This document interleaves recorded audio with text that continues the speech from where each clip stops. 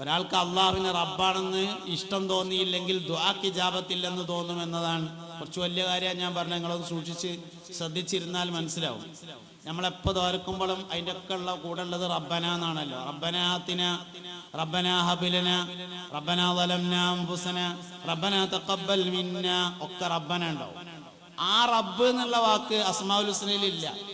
എല്ലാ ദുആയിന്റെ കൂടെയും ഖാലിഖായ അള്ളാഹുവിനെ മഖ്ലൂഖായ മനുഷ്യൻ വിളിക്കുന്നതിൽ ഏറ്റവും ഇഷ്ടപ്പെട്ട വിളി എൻ്റെ റബ്ബേ എന്ന വിളിയാണ് എന്നാണ്. എൻ്റെ റബ്ബേ. അതുകൊണ്ടാണ് എല്ലാ ദുആന്റെയും കൂടെ റബ്ബന എന്ന് കൊടുത്തത്. എൻ്റെ റബ്ബേ, എന്നെ നോക്കേണ്ടതുപോലെ നോക്കുന്നവനെ എന്നാണ്. നമുക്ക് ചിലപ്പം തോന്നും 5 വക്ത് നിസ്കരിച്ച് സുബഹി നിസ്കരിച്ചിട്ട് തോരന്നിട്ടു ഇന്റെ പെരപ്പണി തീരുന്നില്ല. അപ്പുറത്ത് വേറെ ചങ്ങായിണ്ട്, ഓനെ പടിഞ്ഞാട്ടുന്തിട്ടാലും കേക്കോട്ടെ ഉഗ്ഗുള്ളൂ, ഓന്റെ പേരപ്പണി കഴിഞ്ഞ് മേലക്ക് തട്ടിന്റെ പണിയും തുടങ്ങിയിട്ടുണ്ടല്ലോ, എന്താ ഞാൻ ഇങ്ങനെ ആയത്? ഇന്റെ ദുആക്ക് മാത്രം ഉത്തരമില്ലല്ലോ എന്ന് തോന്നുന്നത് എന്തുകൊണ്ടാന്ന് വെച്ചാല് അള്ളാഹു റബ്ബാണ് എന്ന ബോധമില്ലാത്തതുകൊണ്ടാണ്. എന്താ റബ്ബ് പറഞ്ഞാല്? റബ്ബ് എന്ന് പറഞ്ഞാല് റബ്ബിന്റെ ഉത്തരം എന്ന് പറയുന്നത് ഞമ്മക്ക് തോന്നുമ്പോഴല്ല, അവന് തോന്നുമ്പോഴാണ്.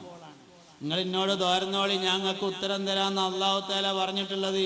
ഞമ്മക്ക് തോന്നുമ്പോ തരാന്നല്ല, ഓന് തോന്നുമ്പോ തരാന്നാണ്. തരും എന്നുള്ളത് ഉറപ്പാണ്. അള്ളാഹുവിന്റെ അതിൽ അവന്റെ നീതി എന്താണെന്ന് മുഴുവനായും ബോധ്യപ്പെടൽ ദുനിയാവ് കൊണ്ട് മാത്രമല്ല ആഖിറം കൂടി ചേർന്ന് വരുമ്പോഴാണ്.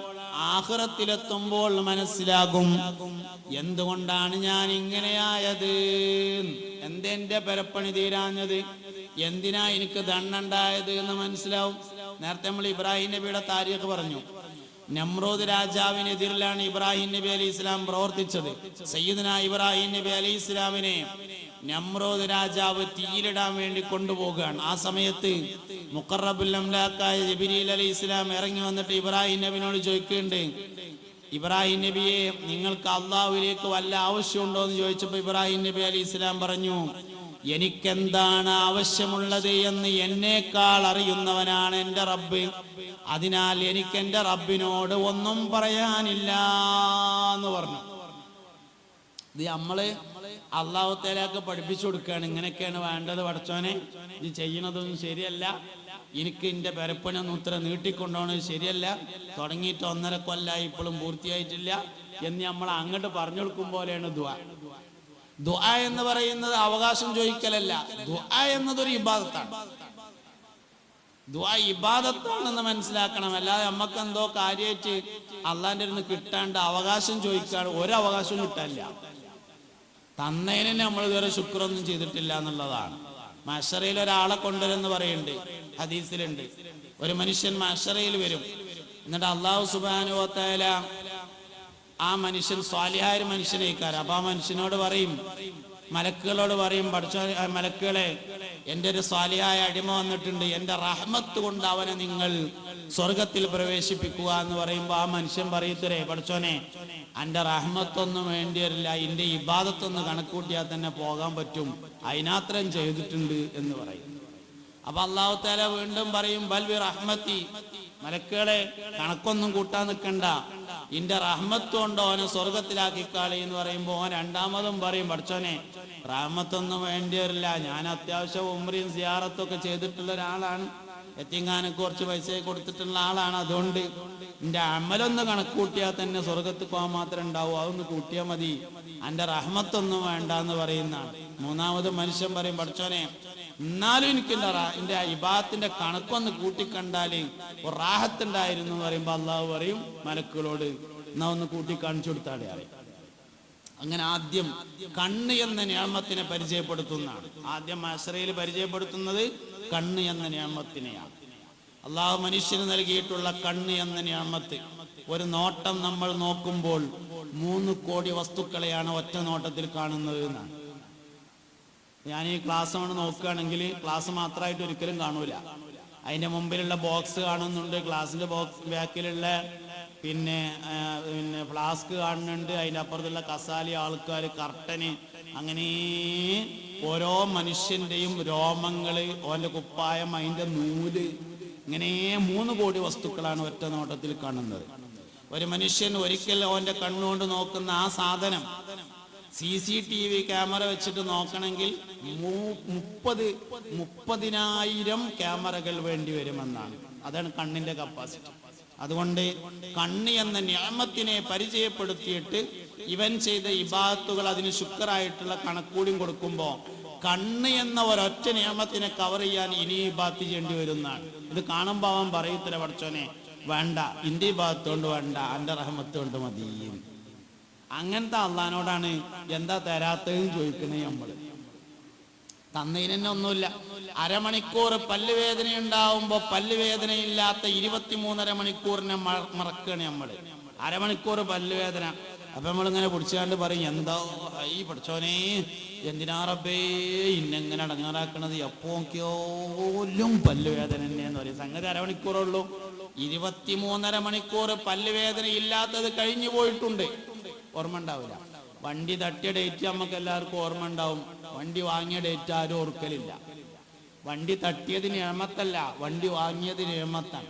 വാപ്പ മരിച്ച ഡേറ്റ് എല്ലാവർക്കും ഓർമ്മ ഉണ്ട്, വാപ്പ ജനിച്ച ഡേറ്റ് ഓഫ് ബർത്ത് ആരും ഇതുവരെ നോക്കിയിട്ടുണ്ടാവില്ല. ഞാൻ അത് പഠിച്ചതിന് ശേഷം എൻ്റെ വാപ്പാന്റെ ഡേറ്റ് ഓഫ് ബർത്ത് നോക്കി.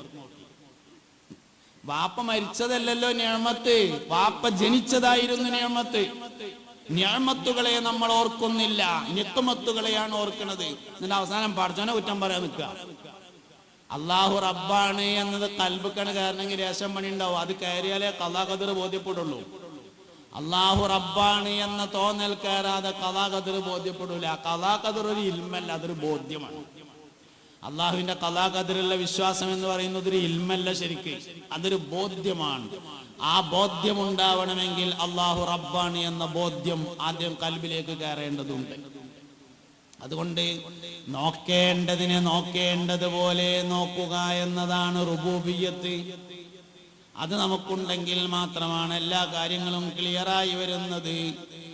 അതുകൊണ്ട് അള്ളാഹു റബ്ബാണെന്ന ബോധ്യമുണ്ടെങ്കിൽ ഈമാനിന് രസമുണ്ടാകും. 2, വബിൽ ഇസ്ലാമി ദീന, ഇസ്ലാമിനെ ദീനായി ഇഷ്ടപ്പെട്ടാൽ ഈമാന്റെ രസം ഉണ്ടാവും. ഇസ്ലാമിനെ ദീനായി അംഗീകരിച്ചാലല്ലോ, അംഗീകരിക്കാൻ നമ്മളെല്ലാവരും അംഗീകരിച്ചിട്ടുണ്ട്, ഇഷ്ടപ്പെടുന്നില്ല. 3, വബി മുഹമ്മദിൻ സല്ലല്ലാഹു അലൈഹി വസല്ലം നബിയ്യം വറസൂല, മുഹമ്മദ് നബി സല്ലല്ലാഹു അലൈഹി വസല്ലമയെ നബിയും റസൂലുമായി ഇഷ്ടപ്പെട്ടാൽ, മൻ റളിയ ബില്ലാഹ്, അള്ളാഹുവിനെ കൊണ്ട് ഇഷ്ടപ്പെടുക എന്നാണ്, അംഗീകരിക്കുക എന്നല്ല. മുസ്തഫ നബി സല്ലല്ലാഹു അലൈഹി വസല്ലമ തങ്ങളെ നബിയും റസൂലുമായി ഒരാൾ ഇഷ്ടപ്പെട്ടാൽ അവൻ ഈമാന്റെ മാധുര്യം.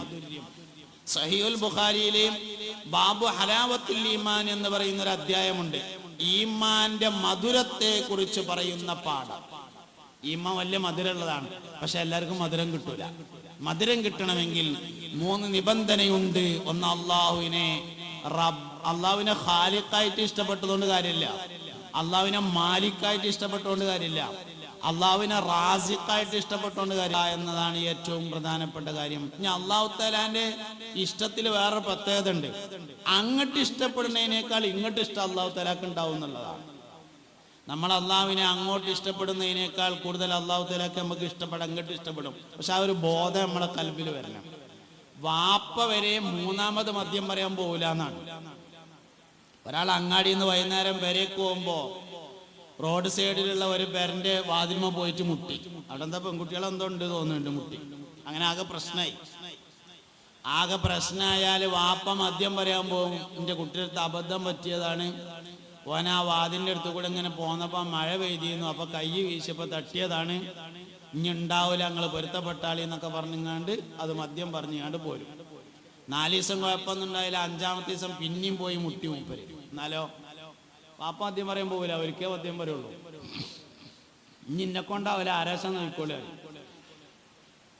പിന്നെ ഇങ്ങനെ എല്ലാരും കൂടിയും പറഞ്ഞ് എൻ്റെ ഇറുക്കനല്ലേ ജല്ലാതെ ആരാ പറയാനുള്ളത് എന്നൊക്കെ പറഞ്ഞാണ്ട് അങ്ങനെ ആകുമ്പോ ഒന്നും കൂടിയും പറയാൻ വേണ്ടി പോകും. അതേ അബദ്ധം 3ാം പ്രാവശ്യം ആവർത്തിച്ചാൽ വാപ്പൊരിക്കലും മദ്യം പറയില്ല. മദ്യം പറയില്ല എന്ന് മാത്രല്ല, പെരേന്ന് പുറത്താക്കും. ഇനി മേലാല് എന്റെ ഗേറ്റിൽ കടന്നിട്ടുണ്ടെങ്കിൽ എൻ്റെ കാലിന്റെ കൊതരമ്പ് ഞാൻ പൊട്ടി മുറിക്കും എന്ന് പറയും. കയറാനേക്കൂല വാപ്പ. അതേ സമയത്ത് 100,000 വട്ടം അള്ളാഹു തആലക്ക് എതിരെ ചെയ്തിട്ട് പടച്ചോനെ ഇന്റെ അടുത്ത് ഒരു അബദ്ധം പറ്റിയതാണ്, ഇജ്ജ് പൊരുത്തപ്പെടുമെന്ന് ചോദിച്ചാൽ അള്ളാഹു തആല ആയിക്കോട്ടെ അനക്ക് ഞാൻ പൊരുത്തപ്പെട്ടെന്നിരിക്കുന്നു എന്ന് മാത്രമേ പറയുള്ളൂ. എന്തെന്നലെ പറയാൻ ഞാൻ ചോദിക്കൂല.